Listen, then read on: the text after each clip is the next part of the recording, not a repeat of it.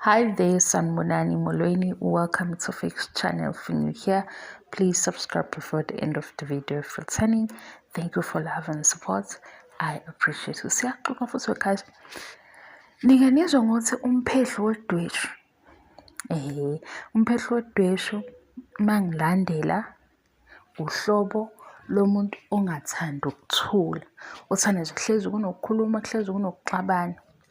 Lana-ke lento eyenza ukuthi nina nizenzise ngami imali ukuthi nje kunephakethe eliqumbile kodwa ukube besizoba honest ngezinto esizibuka lapha esithi hawu nike nibone ukuthi kuvela ngasiphi isikhathi ukuthi ngiyi-provider yimini i-provider yabo makuhlale kuvela ukuthi yimi i-provider kunenye message lokho nje kukodwa uthi awukaningi yimi provider lento yokuthi yimi provider ihamba nokuthi engathi ungathula ngenze noma yini engithanda ukuyenza ngoba yimi provider nalokho nakho yimi le nto ihamba nokuthi nje akwenziwe lokho engikufunayo mina how siyani welcome ke kule club le ngekho bias kade safika thina safika nje kuphela khona kweseason 1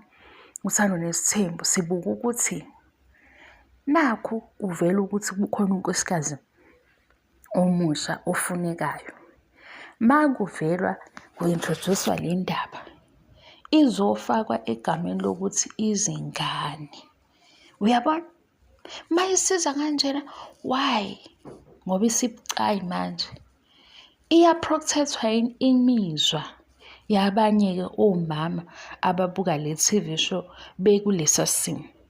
Cha, leya nto ukuthi ngizokwenza kanje ngoba kuney'ngane kunento esiyimbuza ukuthi hawu isimo esinje usibheka kanjani? Uyayizwa leyo nto? Usibheka kanjani ukuthi le mizwa le uke wayicabanga kuqala before lento kuyibeka ku-TV ngalolu hlobo olubeka ngayo? Ngaphandle kwesimo-ke esinaso egcekeni amanye amakhosikazi nosisi ababuke isho bekulesi simo ngoba manje laphayana sekune-restriction esibekiwe already komunye unkosikazi and amanye amakhosikazi aphakamayo ngegama lokuthi awahambisani aphakama nokuthi mina ney'ngane zami kodwa ubani umphehlo wodweshu. Welcome kule club yokungabi bias ukuthi-ke yona ifuna engathi ungangafaka imizwa kakhulu ukuze siyixoxele nje kodwa kade sayibona. Mina into engiyithandayo ukuthi nina nibonile ukuthi hawu le nto besuke phela bese sixayezo mhlawumbe thina si-toxic.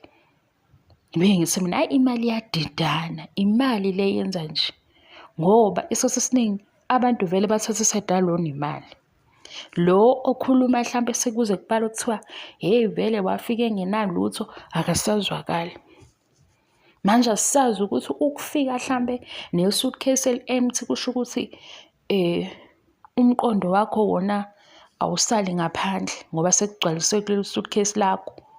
Seyixoxela nje guys seyixoxela sami hey futhi mina hey wegazi ngiphithaniswe izinto ey'ningi ukuthi le topic le sizoyiqedela kusasa kodwa umphehlo wodweshu hayi shembandla nina nithuliswe imali nina and manithola nokuthi-ke kunemali nifuna ukuphusha ko-fix phambili kube uyokhuluma kakhulu nase nibone nithi hey le ntombazane iyakhuluma cha siyayibuka izinto sisho ukuthi malume okusho ukuthi sizothula malume ngoba wena usithengele inyama eningi yokubraya kodwa hayi ukwenza lokhu kumuntu omdala edala uqhekeko yena ebona sekufikile-ke kubazukulu ukuthi-ke lolu qheke kanti liyaqhubeka ngoba nalapha kumakhosikazi hlele sisiza ukuthi ngiyi-provider kuvela ngasiphi isikhathi boyinika ithuba kunako ukuthi